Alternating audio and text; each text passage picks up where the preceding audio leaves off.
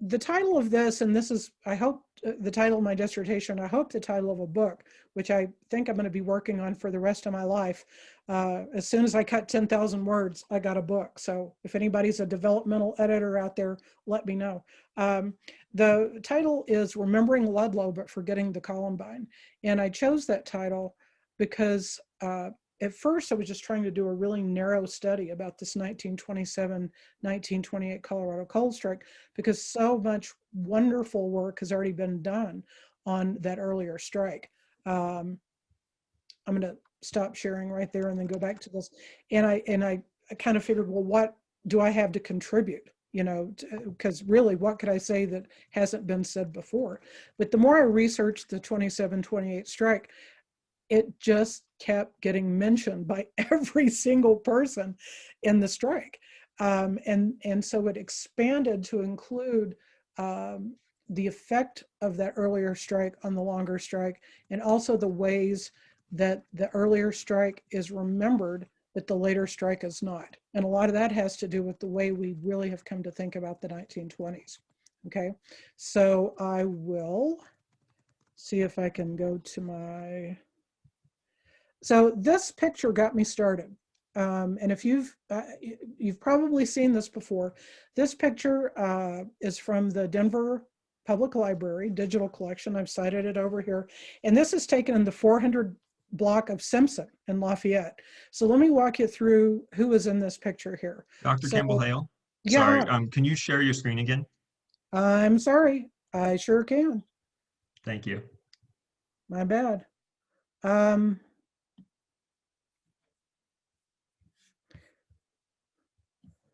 You're going to keep me non-screwing up, so I appreciate that. All right, can you see that? Yes? Yes? I see one nod. Okay, so this is the picture that really got me started. And this is a picture taken in the 400 block of Simpson. And it was taken during the long strike. So what a lot of folks don't know is that the Ludlow strike actually started in 1910 in Lafayette and Louisville, when the Northern Coal Company, which was owned by this guy Shumway. He's the dapper dude in the dead center with the, well, they all have mustaches. I guess he's the 1, 2, 3, 4, 5th guy over with the mustache and the cocked hat. He was the owner of the Northern Colorado Coal Company. And so what we have here is just anybody who's anybody of this group. So the first couple of guys yes, Jason.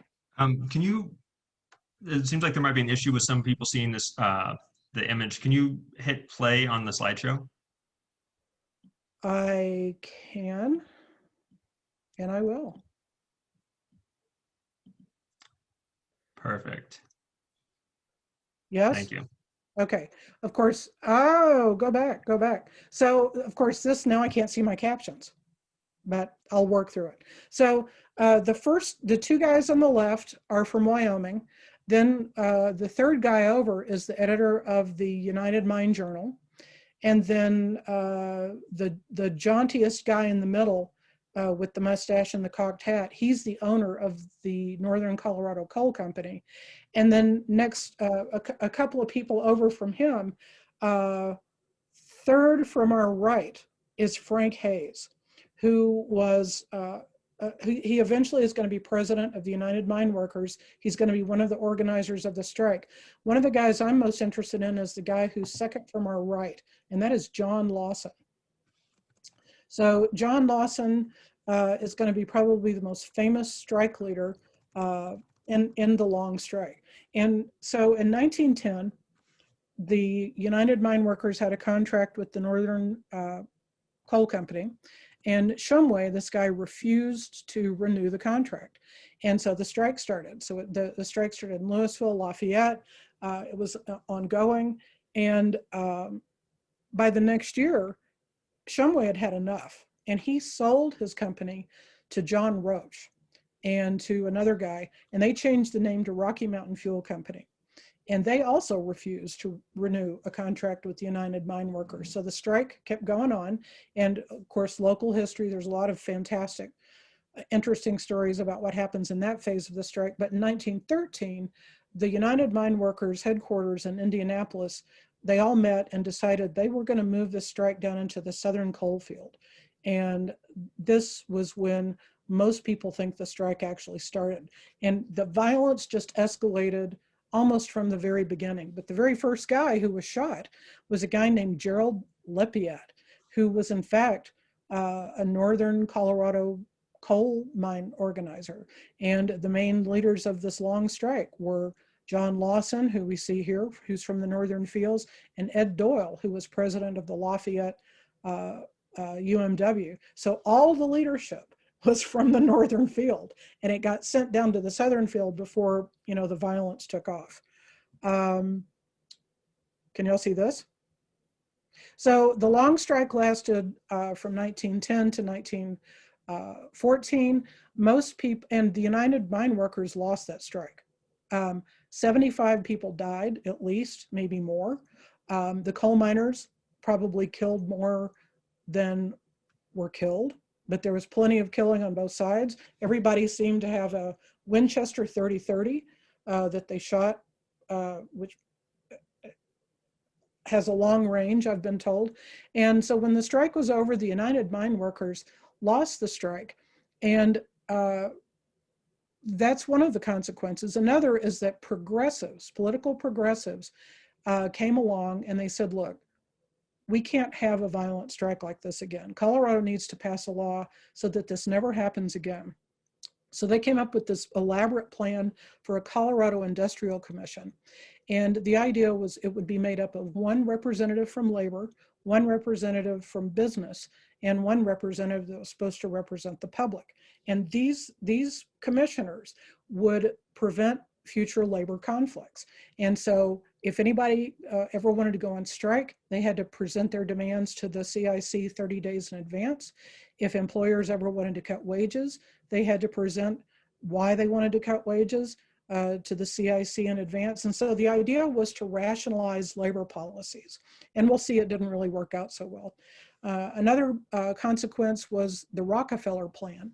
And if you can see the photo on the right, I'm having a hard time seeing it because I can see people over here. I don't know what other people can see. Can y'all see this picture? Because I'm just seeing people. We have here a coal miner on the left, Mackenzie King in the middle, and John D. Rockefeller Jr. on the right. Mackenzie King is going to go on to be the longest serving prime minister in Canadian history. But at the time he was known as a labor reformer. So John D. Rockefeller hired him to come up with a union that would keep the United Mine Workers out of Colorado, but would also have some way to deal with workers' complaints and problems. So you have three different responses. And what I included here in this box, this is from the United Mine Workers Journal, was a box here. It says international organization takes over dependent districts. So one of the things that happened was that we begin to see the rise of John L. Lewis. He begins to take over as the head of the newspaper, so he can put anything he wants in to make himself look good. And one of the things he starts doing is that he says, well, you Colorado people, you almost broke the union with this strike. Therefore, you're no longer self-supporting. So we're going to come in, and because you're not self-supporting, we're going to take you over. And so the National's going to take you over. And this was this little bitty announcement in the United Mine Workers Journal that said, coming forward, this is what we're going to do. So it says, in accordance with the action of the International Executive Board, the international organization has assumed direction of all the districts under its jurisdiction that are not self-supporting. And so it says down here, Vice President Hayes, we saw him before, international statistician John L. Lewis, so this is his first appearance on the scene, and this other guy, Harlan, that we never hear of, are now in Colorado, and they will cooperate with those in the district who desire to bring about full and complete organization. So what they did, they came in and they orchestrated essentially a coup that got rid of John Lawson and Ed Doyle. And they came in and they installed their own lackeys and put them in charge of District 15. And so we begin to see the beginning of the end of the United Mine Workers in Colorado after this strike, and the rise of John L. Lewis. So I've got 3 pictures here. I've got him in his young dapper days when he was in Colorado. I wish this was what men aspired to these days. I like the paunch. The paunch was, you know, a sign of eating well. So you've got him probably what he looked like in Colorado in 1918 when he was taking over the district. You got him at the microphone because he was an incredible speaker. And then you have him on the right because he knew when to play the beleaguered class warrior. And here he is after a big coal mine explosion. And of course, one of the first things he does is he gets down in there in the coal mine and comes up dirty and shows that he's you know, really there for the workers. One of the first things Lewis does as he's beginning to take over the United Mine Workers, and remember, this is during World War I. Okay, so this is the backdrop of World War I. So in Europe, World War I has started in 1914, but the United States doesn't join the war until 1917. So the ideas about workers and strikes and militancy really begin to change. The Russian Revolution of 1917 really begins to change the ideas of workers because people think, well, if it could happen there, it could happen here. So Lewis begins to try promoting the United Mine Workers as a big patriotic organization that wouldn't have anything to do with all those revolutionary types like, you know, that fought the long strike. And so he really rushes around and begins a fundraising effort to build a monument to the Ludlow massacre. So I love this picture. It's from the Denver Public Library. I love it because you can see it's just been built, the monument, you know, you can see all the construction still around it. You can see the planes, you know, all around. You still see the trash around it, you know, as it's being built. So this was built in 1918, and Lewis and a bunch of UMW international types came and they dedicated it not on April 20th, the anniversary of Ludlow, but they changed it to Memorial Day. So, you know, I argue that they begin changing the meaning of Ludlow. So if you ever go to the monument, you take a look around, you've got this handsome miner, but he's not wearing mining clothes, right? He's wearing, you know, regular sort of everyday clothes. And then his wife is off wearing Greek or Roman stuff, you know, off to the side, showing her really great legs, right? And she's, you know, cradling this young child. So you've got the big, strong guy, you know, protecting the family. But of course, the people who died at Ludlow were 2 women and 11 children, you know, because they had been living in tents after they had been kicked out of their company housing. And this mishmash of mine guards and cowboys and anybody willing to work without pay and National Guard, they came and they torched the tent colony because there'd been they said there'd been all this shooting coming from it and they just weren't going to have it anymore. So the residents of the colony had built basements beneath their tents. So these 11 children and 2 women took shelter in this basement, and as their tent above burned, they suffocated. All their oxygen got sucked away. So in keeping with, so instead of a memorial to them, I'm saying that by building this monument so fast and this way, Lewis begins to remember, to change the memories of Ludlow, because this is right after Lawson and Ed Doyle have been fired by him. It's right after District 15 has been taken over by the National. And then you've got this monument where all these national people show up, not on April 20th, but on Memorial Day to dedicate this thing, okay? And so the memory of Ludlow has begun. Now you get to the 20s, you know, I want to show this picture from World War I because it's just a super cool picture. World War I soldiers being fed at Union Station. Each soldier has a gift box in front of them, you know, so you have World War I, which changes people's ideas about labor. because unions were encouraged. And then you think of the 1920s, you think of Charleston, you think of the Jazz Age. Most textbooks, most histories say that during the 1920s, workers were, the word I kept coming across was quiescent. Quiescent, you know, there just weren't strikes and union membership just tanked.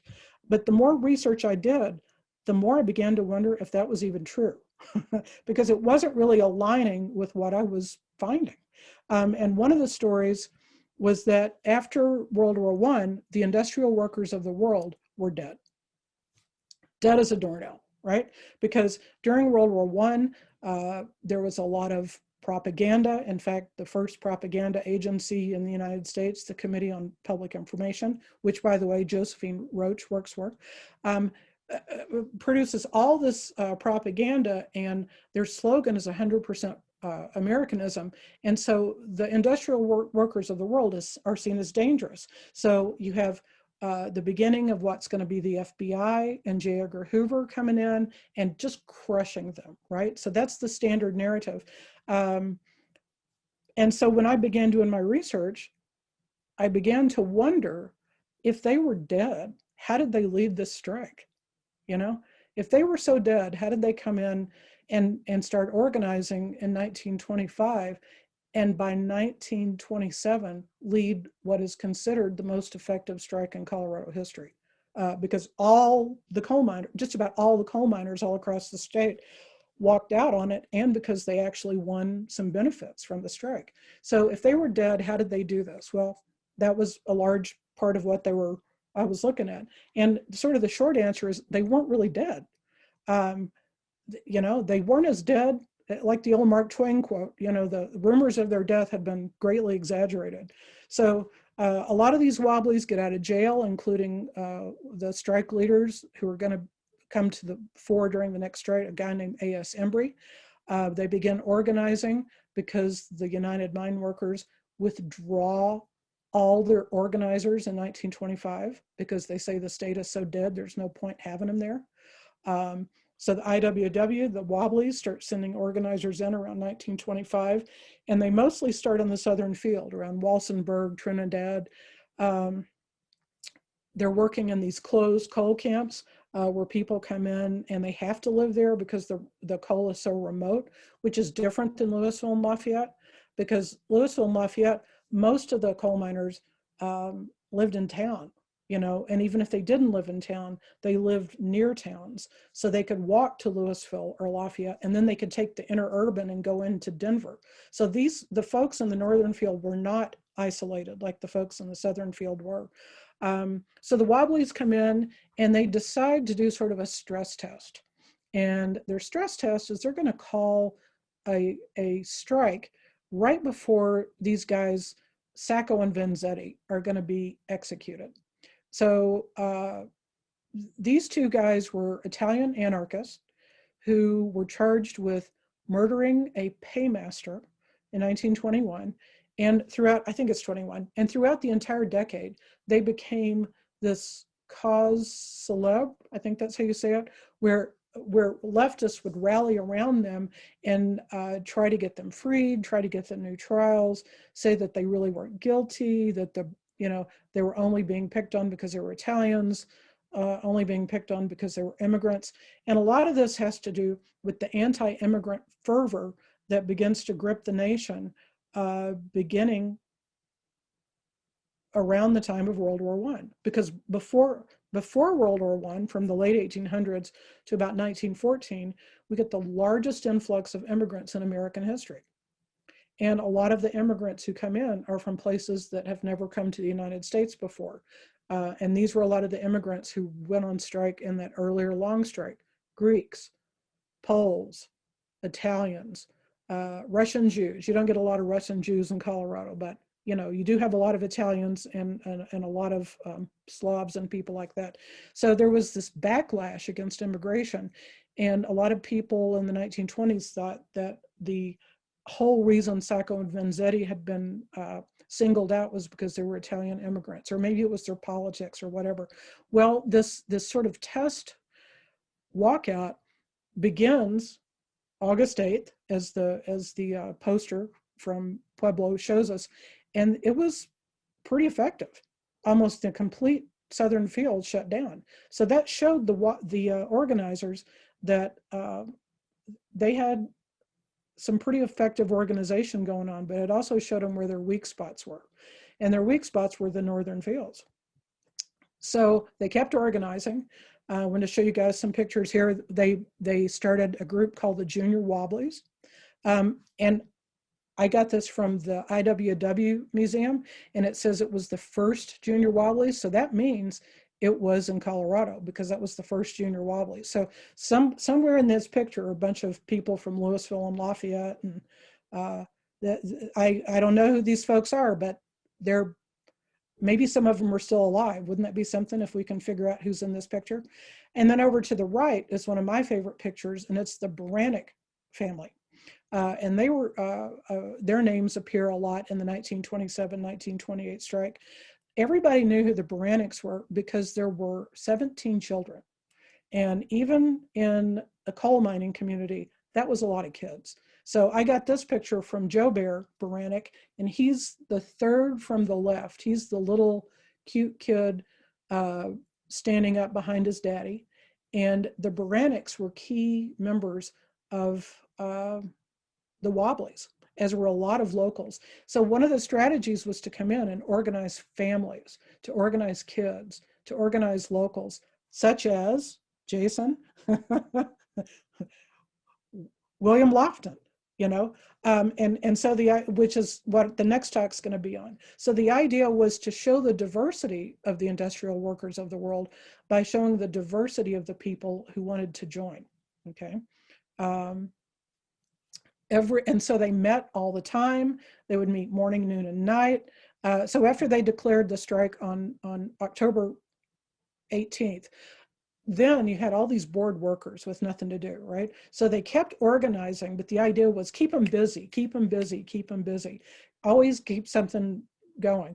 So they would have meetings all the time. The biggest meetings were always Sunday afternoons because all businesses closed on Sundays, and they were entertainment. You know, so in a day, you know, with not a whole lot to do, the thing to do would be to go to the Wobbly rally. And so there was lots and lots and lots of speaking. Locals would get up and sing. Locals would get up. Every meeting would start off with a group called the Rebel Girls. And it was just this interchangeable group of young, I bet attractive, I bet talented local girls who would sing, you know, songs from the Little Red Songbook. And then it would end with this big cheer that they would do, rang-a-tang. It was like sis boom ba almost, you know. Who to the world do they think we are? Wobblies, wobblies, rah, rah, rah. So it always ended with that. And the main song that we associated with the industrial workers of the world is Solidarity Forever. So I wanted to play a link of it with Pete Seeger singing it, but I couldn't quite figure out how to do it. Maybe I could come back to it. But it's sung to the tune of Battle Hymn of the Republic or John Brown's Body. And it's the most famous labor song ever. So this is what workers sang all the time at their meetings. And then they also sang it when they were picketing, when they were trying to keep people from going to work. Because if you can't stop workers, then you're not going to win your strike. So, I'm kind of out of order here, aren't I? I really like this picture because it shows one of the speakers at the meetings, right? And you can see it's the 1920s because of the fantastic hats and stuff. So he's given this meeting and getting the crowd to, you know, join the Wobblies. At every single meeting, at every single parade, at every single everything, always American flags, because they were promoting what they were doing as the American way. It's your First Amendment right to assemble. It's your First Amendment right to speak. And furthermore, if you go and picket at a place like, geez, I don't know, the Columbine mine, the only one in northern Colorado that was staying open, if you go there, it's your First Amendment right to go, because they have a federal post office and they have a public school and they have roads, public roads that go into even that private mine. So it's your public right to go in. Okay, so here's a picture of this. They vote to go on strike, and the strike escalates in the first couple of weeks, and only just a very few mines try staying open. There's like hardly any in the southern field. And I think it's probably because Rockefeller got so burned from the earlier strike, there was no way he was going to keep those mines open with all the stuff going on. So the main coal mine that stayed open was the Columbine mine, which is like right now, it's the trash dump behind King Soopers, so that kind of tells us how memory works, right? So that big, huge hill behind King Soopers, that is a trash dump, that used to be the Columbine coal mine. The strikes are increasingly effective, but things change on November 4th, because that's when Colorado Fuel and Iron lays off half its workforce because it doesn't have enough coal to make steel. And so that's the day that the governor declares martial law. So I love this picture of Billy Adams. Doesn't he not look like a politician? He just looks like this kindly old guy, but he was just this cowboy guy who saw himself as a cowboy. Adams State is named after him, down in Alamosa. So he's comes from a grand family of Colorado politicians. They were quite connected. So when Adams ran for governor in he took office in 27. It was only a 2-year term. When he ran for office, he ran as a friend of labor. And workers supported him because when he had been in the Colorado legislature, he opposed the Ku Klux Klan. And that was when the Klan absolutely dominated the state. And so when he ran against former Governor Shoup, who had been governor in 1920, Governor Shoup in 20 and 21 had created the Colorado Rangers. And they were a group that went and put down labor strikes, including a United Mine Workers labor strike.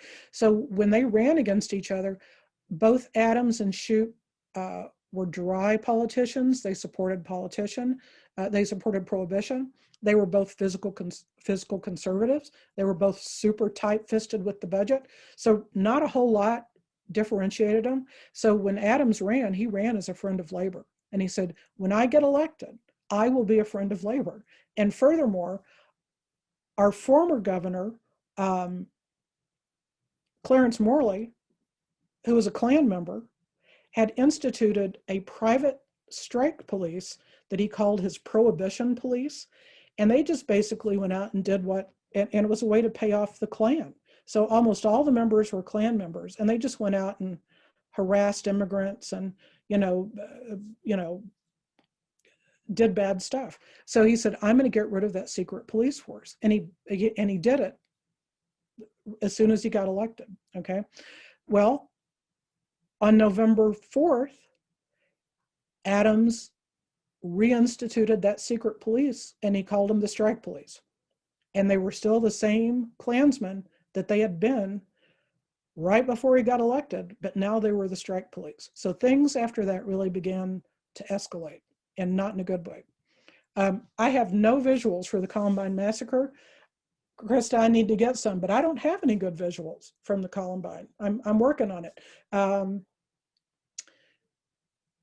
As the situation escalated, the Columbine got militarized by, and again, who made those decisions? Well, it's controversial, but clearly it couldn't have happened without the governor's knowledge, and it couldn't have happened probably without the owners of the Rocky Mountain Fuel Company knowing about it.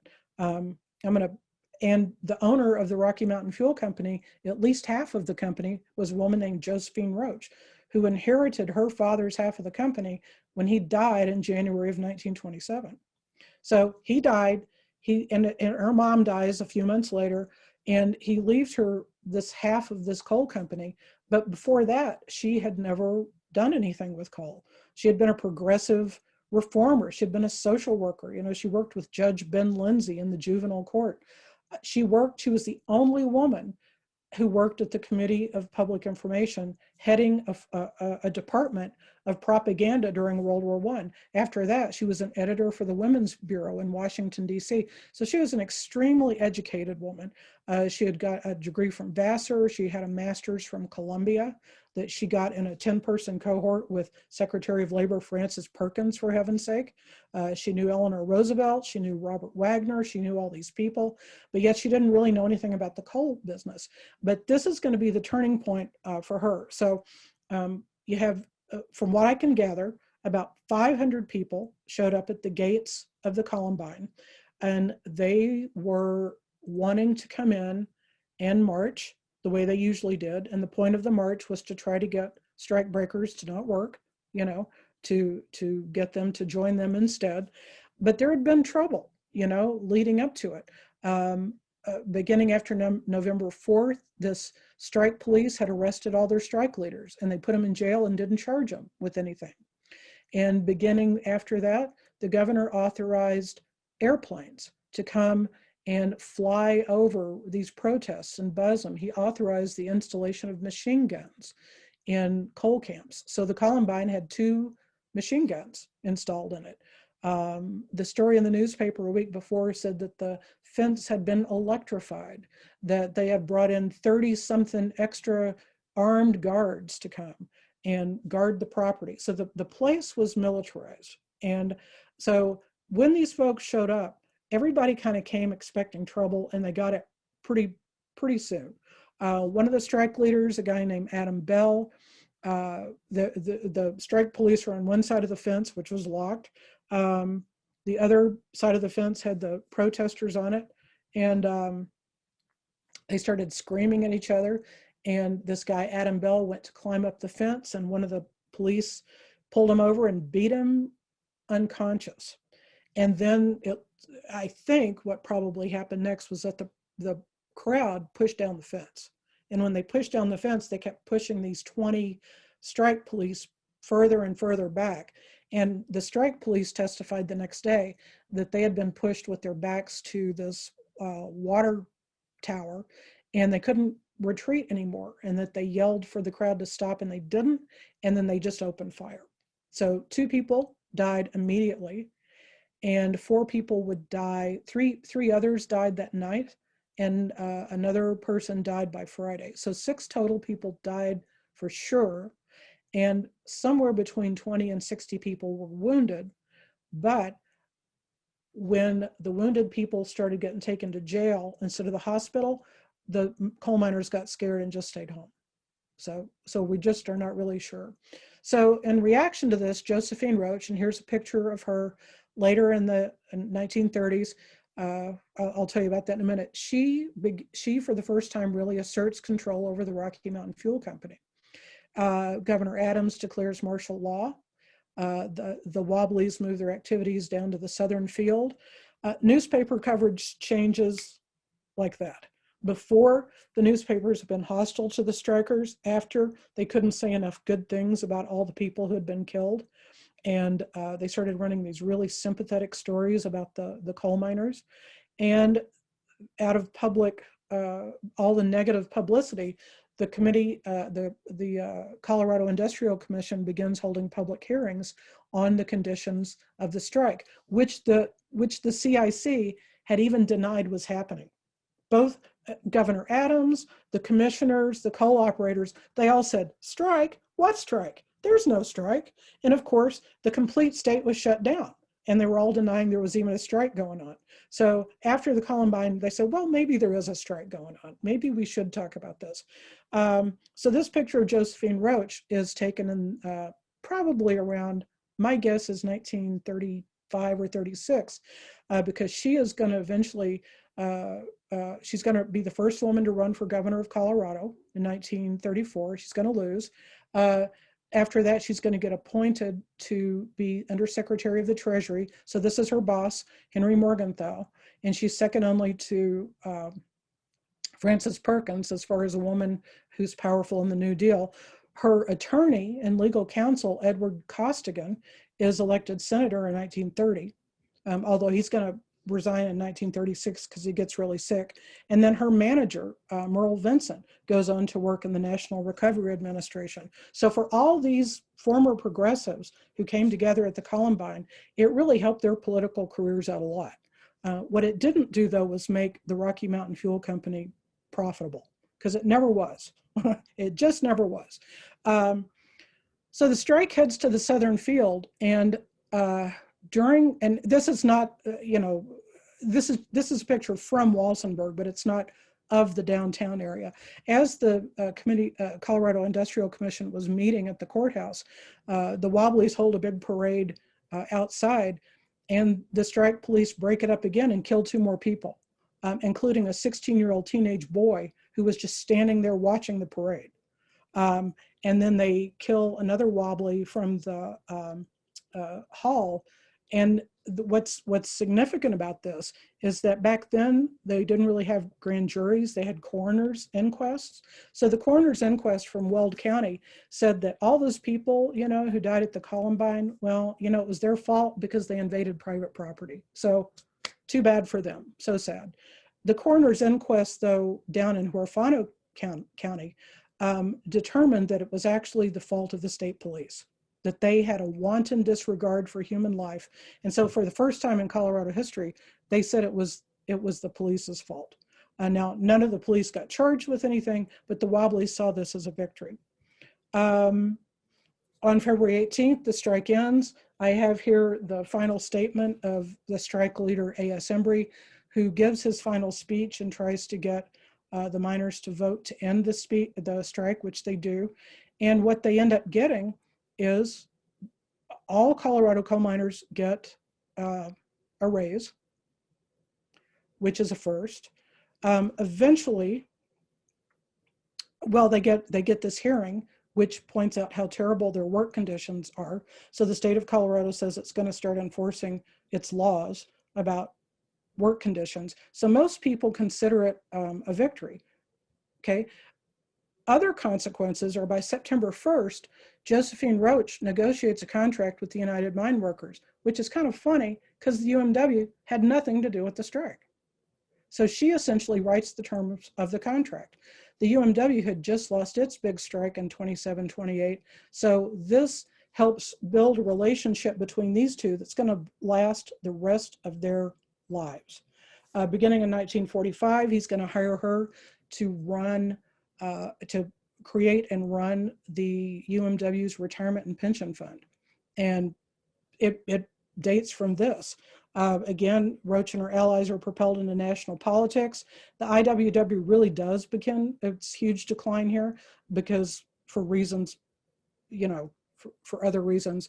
And the United Mine Workers changes its strategies as it, instead of trying to organize coal miners, decides that maybe should start appealing to coal operators and politicians instead, because maybe they're going to come through a little bit better for them.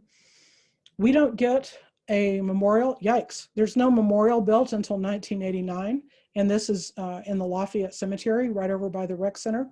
And the story of how this comes together, I'm convinced, came from a lot of oral history work that was done in 77 to 81, which is when most oral histories get done.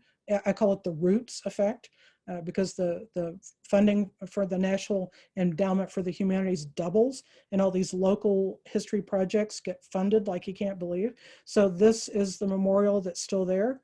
And then even today, we have the Josephine Commons here in Lafayette, which is named after Josephine Roach, because she's considered this great hero. Although even in the oral histories, even the people who were in their strike can't remember it was fought by the industrial workers of the world. They still attribute all good things coming from the UMW, even though the UMW really played no role in the strike. So with that, I am going to stop sharing and I don't know what I'm going to do. I'll take questions, but I don't know how I'm going to take questions, or comments or. Leigh, if people want to speak, they can raise their hand or type it into the chat. If they raise their hand, I'm happy to unmute you and then you can speak to the group. Cool. Okay.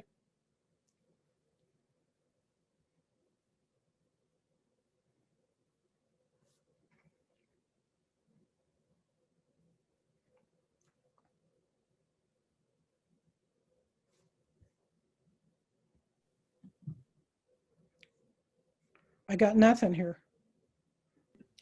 It looks like we have a couple of hands raised. I saw Peter's first. So Peter, I'm about to unmute you. Go ahead.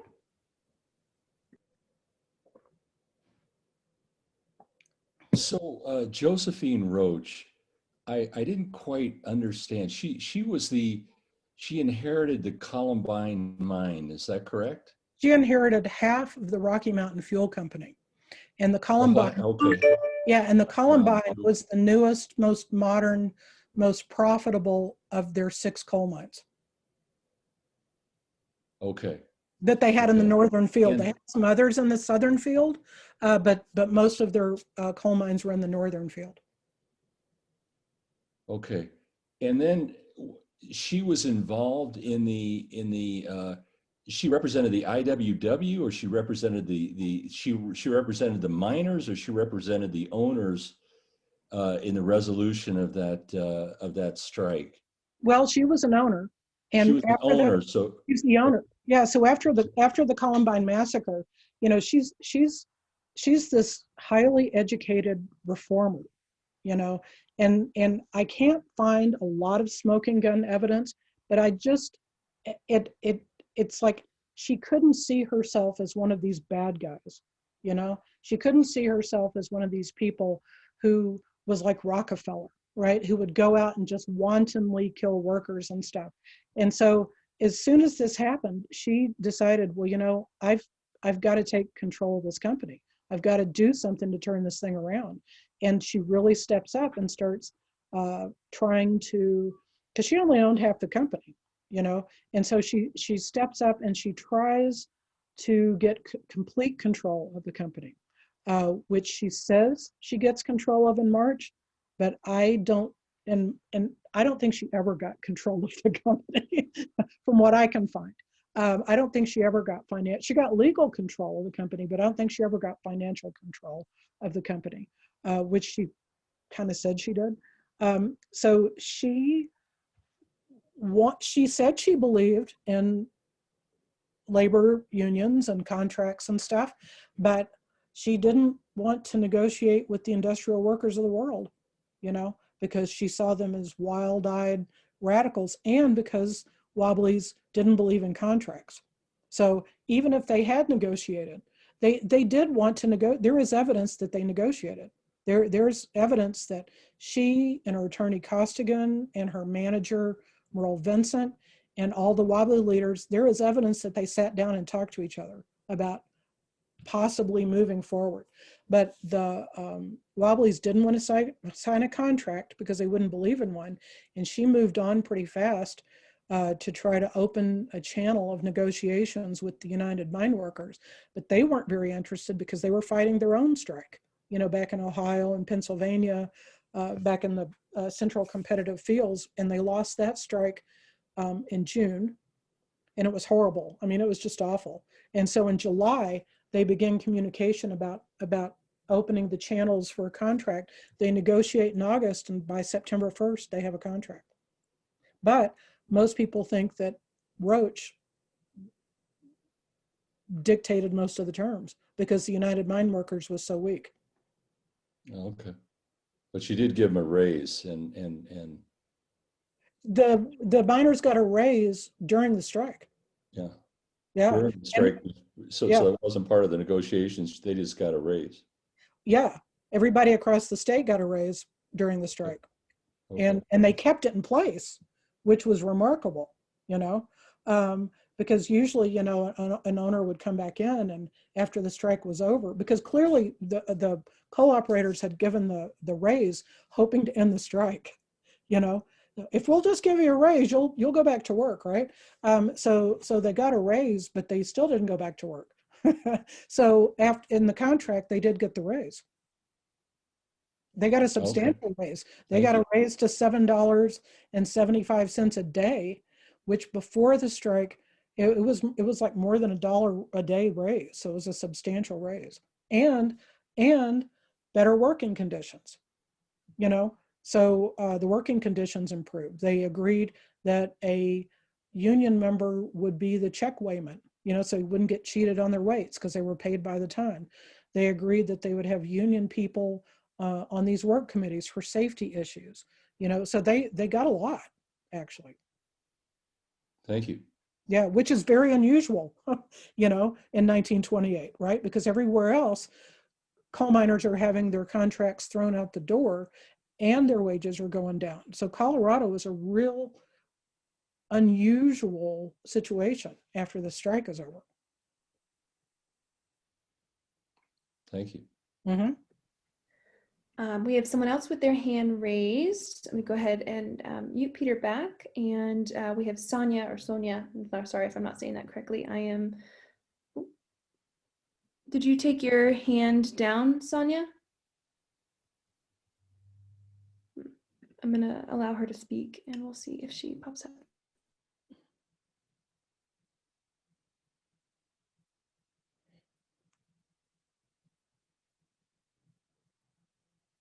Maybe Sonia's like me. I She's I think, I'm sorry. Am I here? yeah, you're here. Okay, thank you. Here. Hi, Sonia. Hi, Dr. Campbell-Hale. First, I just want to say thank you so much for your research. It feels more timely than ever. And I was a few minutes late to the webinar, and you may have already addressed this, so forgive me. But where was Mary Miller when all this was happening? Was she? She was rotting in the grave. I was gonna say, didn't she die in like 1920 or so? Yeah. She was dead. She was dead as a doornail. Okay. And yet she owned, what was it, the Cannon Mine? You know, I don't know much about Mary Miller. I know that the first coal mines were on her properties, and that she owned these coal mines, and that they were active throughout the 20s. But she was not a part of this picture. Now, a local controversy, which of course I've been sticking my nose in places where it shouldn't go. Well, I don't know if I shouldn't. I don't know about that. Maybe I should stick my nose in. You know, there's sort of been a local controversy about some apartments or condos or townhouses or something that were built down by the Lafayette bus station, you know, and they were called the Miller, right? And so Frank Archuleta, who is speaking on behalf of many longtime Latinos in town, says, why are we always naming stuff after the Millers, you know? So he's convinced that Mary Miller was a racist, which I don't buy at all, but either her sons or grandsons most definitely were. You know, they were total Klansmen, you know?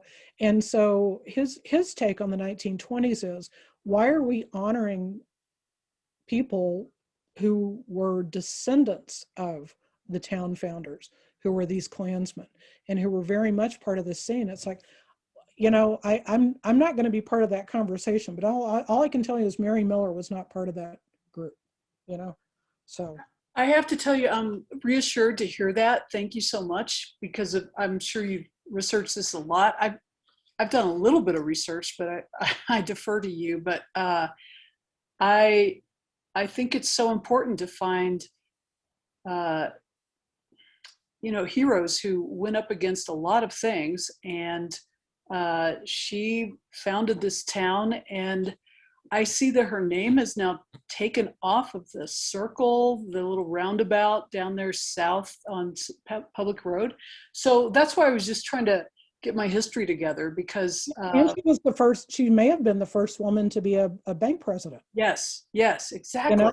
And so from Iowa, I mean, in 1863, crossing the plains. Exactly. So yeah, she's a very strong woman, obviously. And yeah, very remarkable. Yep, yeah, I agree.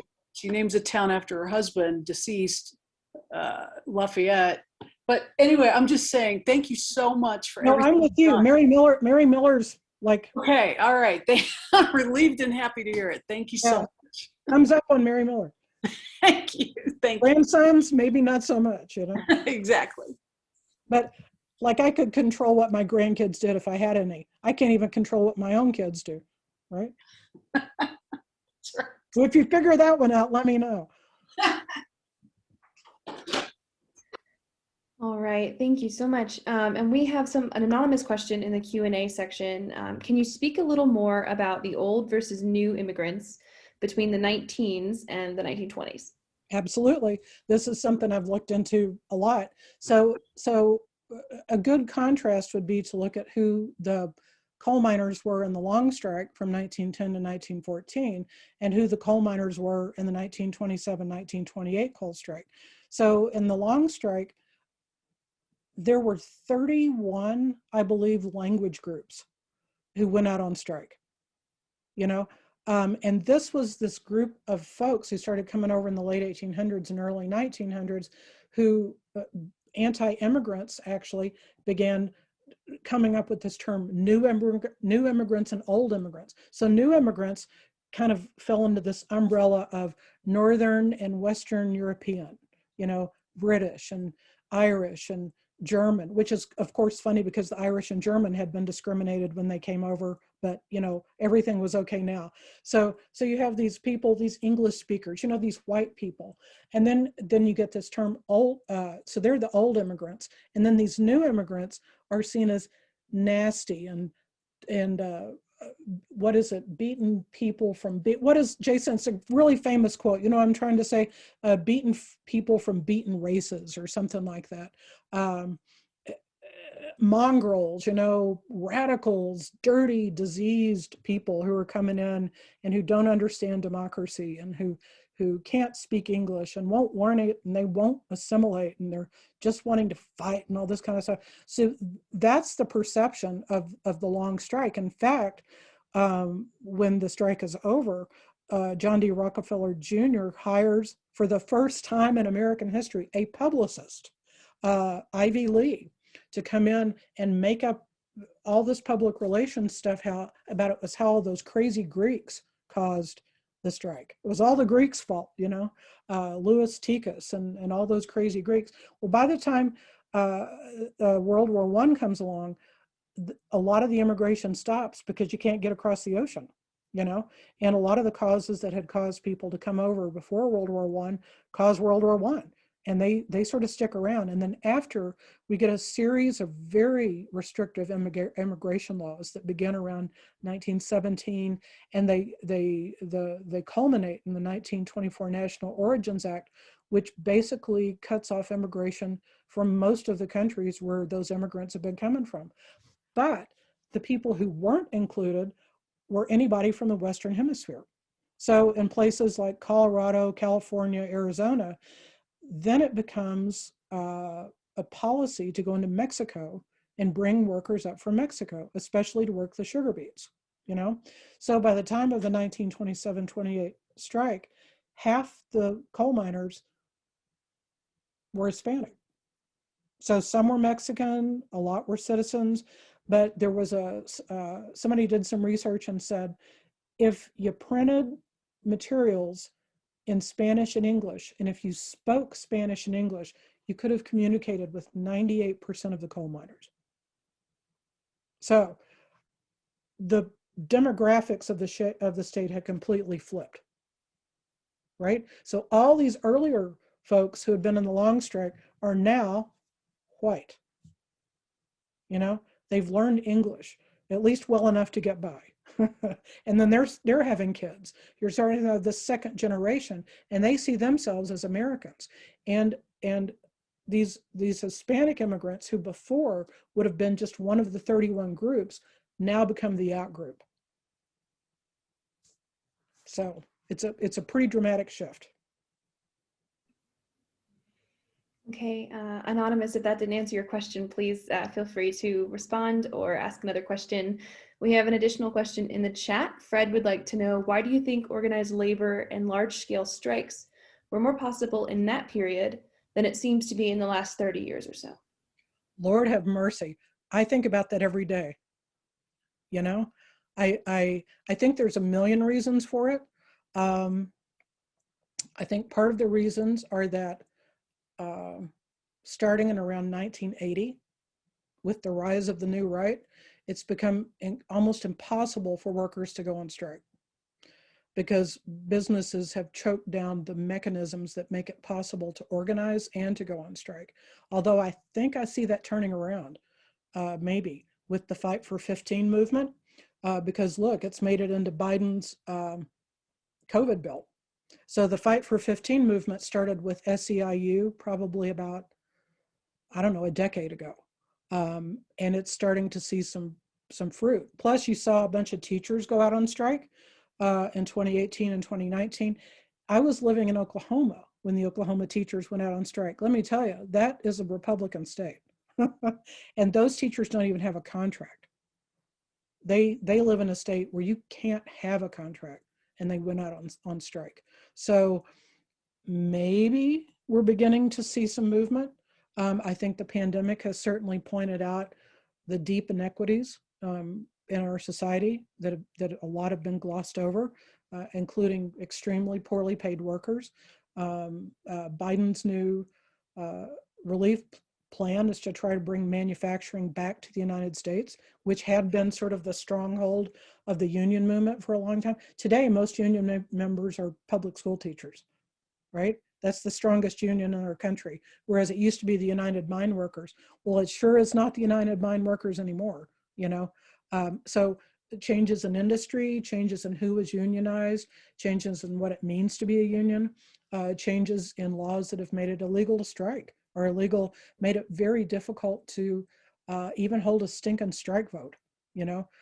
When Roach was in politics in the 1930s, she worked very closely with Senator Robert Wagner, and they passed the Wagner Act in 35 that outlawed company unions. So it outlawed the Rockefeller Plan. You know, you couldn't do that anymore. And then in 1938, we get the National Labor Relations Act, and that's where we get our first minimum wage. That's where we first, you know, so those are still the laws we have on the books, you know. And so workers, when those organizations first went into effect, they could go before the court and win. But today you can't win because the corporations can afford to lawyer up, and workers are left, they can't afford the lawyers. They can't be in court for 10 or 20 or 30 years, you know. So maybe it's time for some new labor laws. Maybe the labor laws from the 1930s aren't working for today. I hope that it helps. Yeah, Fred, let us know if that didn't answer your question. It looks like Peter has his hand up again. I'm gonna ask him to unmute if he would like to speak.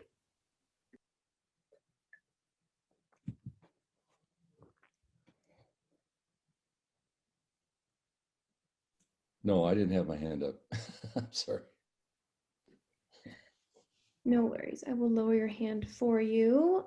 It looks like the Miners Museum has their hand up. Hi, everyone. Can you hear me? Hi, Krista. Hi. I just wanted to just add a quick note about Mary Miller. And as Leigh said, you know, by 1921, Mary Miller has actually passed away. And so she wasn't, you know, really a person in play at the time of her talk. But because she is such a hot button topic right now, I just kind of wanted to follow up with a few of the questions that were asked about her. And so Mary Miller, what she did was she retained the mineral rights for the coal and leased the mining rights out to company owners. And so she did make money from coal mining. She got a cut for every bit of coal that was pulled out of her property. And so she was kind of in this interesting position where she was an owner in the sense that she was making money from coal, but she was actually very sympathetic to the plight of the miners because she was also a mother of miners. And, you know, her son actually dies in a horrific, her oldest son dies in a horrific mining accident. And so even though she's kind of making money, she's not like Roach, who was an actual player in a company. She was kind of the owner of the actual raw source.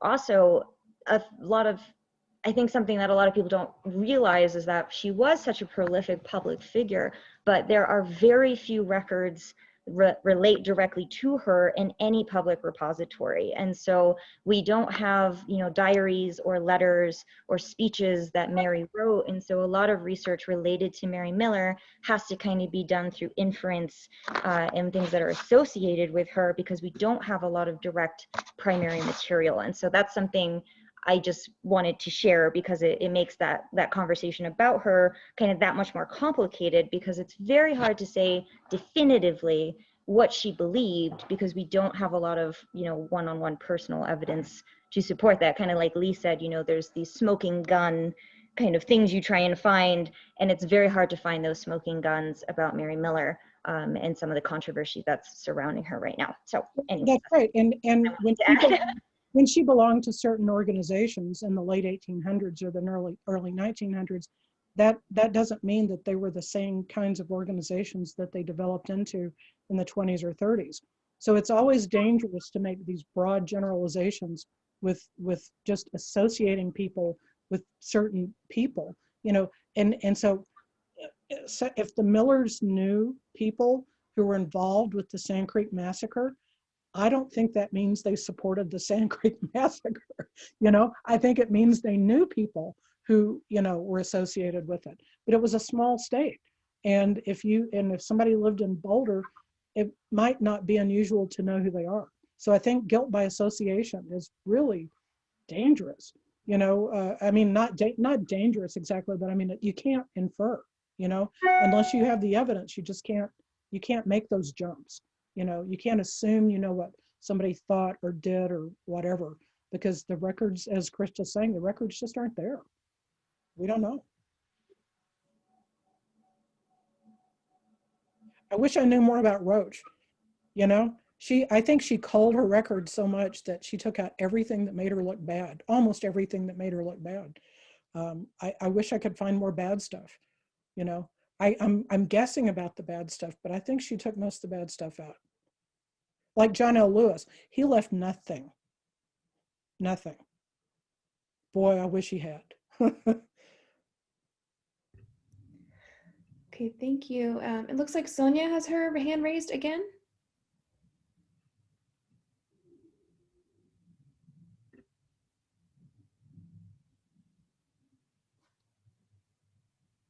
Okay, can you hear me? Yes. Yep.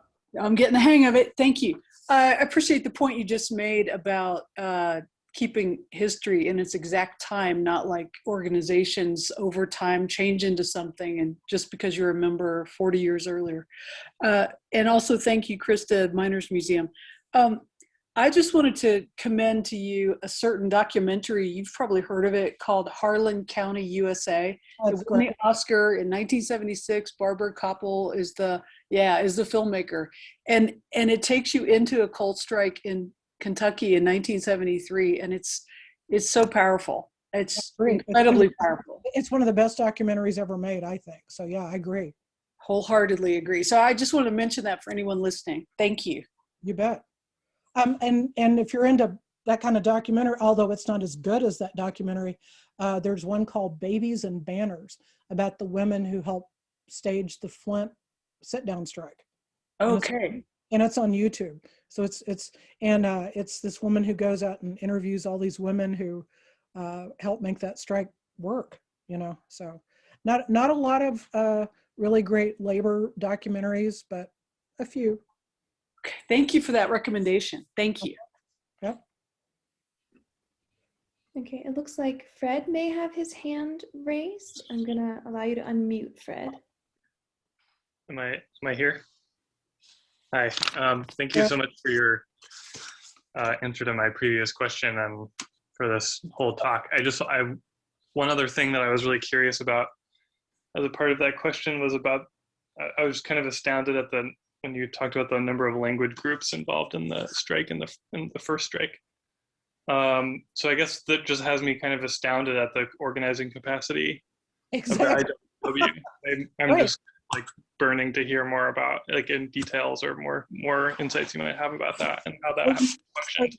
There are some fabulous books on the long strike, and if I would recommend two, I can hold them up for you if I can grab them off my shelf here, if I can find them. Which of course I can't because I'm under pressure. Thomas Andrews' Killing for Coal is so good. And Scott Martell, Blood Passion. So I think those are the two best books on the long strike. Jason, are you right? Do you have another that you would recommend? Kaylin, do y'all have others that you would recommend? Those two are fabulous. I think if you read those two, you'll be in good shape. Okay, cool. Thank you. Yep.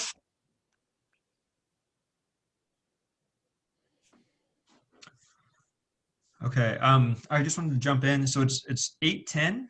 If people want to stick around and continue asking questions, we can continue hosting the program. But the program does run until 8, And so before we wrap it up officially, I just wanted to, one, thank everyone for attending. Thank Dr. Leigh Campbell-Hale for this amazing talk on the 1920s. And then, oh, I apologize, I thought that was already up. I just wanted to invite everybody to the next talk that we are having on March 8th at 7 p.m. We are going to look at, well, William Lofton. He was an IWW organizer. He lived in Louisville. Dr. Campbell-Hale mentioned Embry, who was kind of the architect of the larger strike. Lofton was there with him in the thick of things. Lofton knew Adam Bell very well. Lofton was a significant force in this strike, and quite possibly the most famous Louisville resident in the 1920s. And yet we don't really know much about him. So I really encourage you, if you have time, to join us to dive a little bit deeper into this strike, specifically in the ways that labor and race were working together. William Lofton was a Black man navigating the intricacies of labor, but also of the power structures of a state that was just coming out of significant KKK presence. So he's a pretty cool guy, and we're gonna devote a full talk to kind of his role in our region's history. So with that, I'm gonna stop sharing my screen. If people have further questions, you're welcome to ask them. But just thank you so much for attending this talk.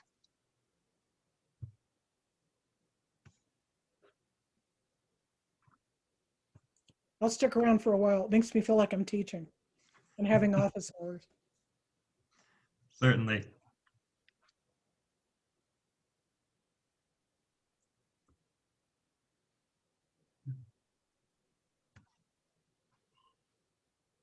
I see that Fred has his hand raised. I'm not sure if he's meaning to still have it raised or not, but he is permitted to speak if he wants to unmute and ask a question.